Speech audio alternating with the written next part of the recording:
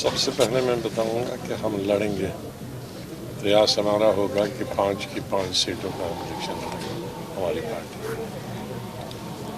और हमारी जो रीजनल पार्टी है, हम ये तो नहीं कह सकते हैं कि हम सरकार बनाएंगे और ये करेंगे, क्योंकि कोई भी रीजनल पार्टी अपने आप में कोई सरकार बना नहीं सकती। लेकिन मैं समझता हूँ कि पार्लियामेंट में जो रिप्रेजेंटेशन है वो सिर्फ सरकार की, उसके लिए सरकार में होना ही ज़रूरी नहीं। पार्लियामेंटेरियन अगर एक्टिव हो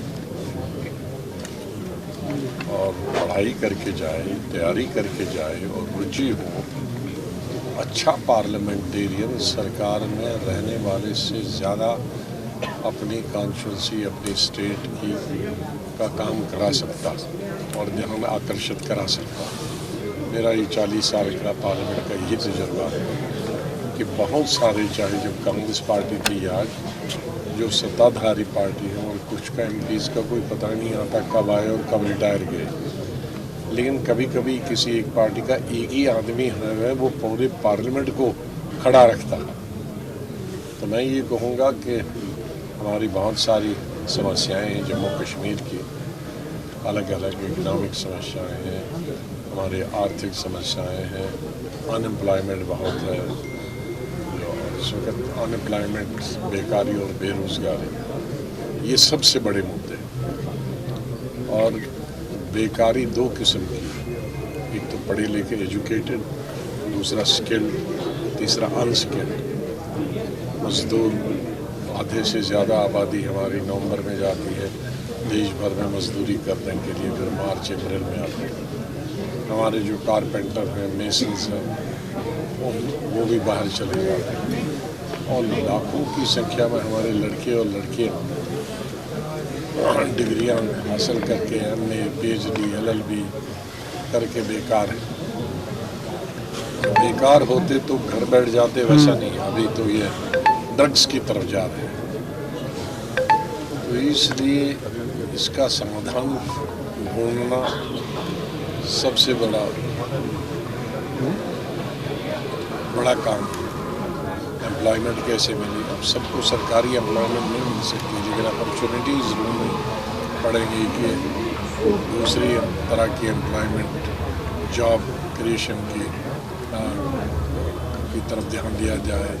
इस तरफ से डेवलपमेंटल काम हो जाए जिसमें स्किल्ड और अनस्किल्ड वर्कर्स को काम मिले। साल अब हो गए, 10 साल पहले हुआ था। ये तो बहुत, इसको समय नहीं कहते हैं, इसको तो हम कहेंगे कि एक दशक हो गया। ऐसा कभी होता नहीं, लेकिन हो गया। अब हम उम्मीद करेंगे कि पार्लियामेंट के साथ हो, पार्लियामेंट के साथ हो जाएगा तो बहुत ही अच्छा हो जाएगा।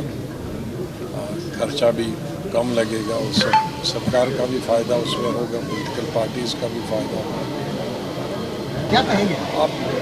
ये सब अपना अपना, ये धार्मिक चीज़ों में मैं दखल नहीं देना चाहता। रिलीजन एक ऐसी चीज़ है जिस पे आस्था होगी जाएगा, जिसको नहीं आस्था होगी नहीं जाएगा। कोई बंधन नहीं है नहीं। अगर होता तो वो कैसे मैं बताता। उन्होंने उस वक्त बताया कि भाई बहुत प्रयास किया, मैं लीडर अपोजिशन था, हमने बहुत प्रयास किया पार्लियामेंट के अंदर लाइक माइंडेड पार्टीज़ को इकट्ठे करने के लिए ताकि वो हमारा सहयोग दें, लेकिन सिर्फ 14% वोट हम जुगाड़ पाए 370 के फेवर। 86% वोट लोकसभा में खिलाफ पड़े 370 को हटाने के। तो पार्लियामेंट ही एक जगह है जिसको ख़त्म किया। विधानसभा में किसी की मेजॉरिटी कितनी आई, 100 में से 100 भी आएगी तो उनके हाथ, वो तो लोगों को गुमराह करने के लिए। मैंने तब भी यही कहा कि अगर कोई रीजनल पार्टी यहाँ की कहती है कि भाई हमको सरकार में दे दो और हम 370 लाएंगे, वो बेवकूफ़ बना रहे हैं। जैसे कई दफ़ा किसी ने कहा हम आज़ादी दिलाएंगे, हमको वोट दिए, तो दिए, किसने आज़ादी दिलाई? कई लोगों ने कहा हम सेल्फ रूल लाएंगे, हमको पावर, तो आ गए लोग पावर में, लेकिन सब रूल भूल गए। कई लोग पावर में आ गए जम्मू कश्मीर में, हम ऑटोनॉमी देंगे, तो वोट दिए लोगों ने, ऑटोनॉमी नहीं आई। तो ये चौथी दफ़ा कुछ लोग को गुमराह करने का प्रयास कर रहे हैं। मैंने पहले उस दिन बताया था बारामूला, या तो पार्लियामेंट लाएगी, लेकिन जब तक ये प्रेजेंट गवर्नमेंट है उन्होंने हटाया है तो वो तो लाएंगे नहीं, और या सुप्रीम कोर्ट। तो सुप्रीम कोर्ट की जो आशा थी वो भी ख़त्म हो गई।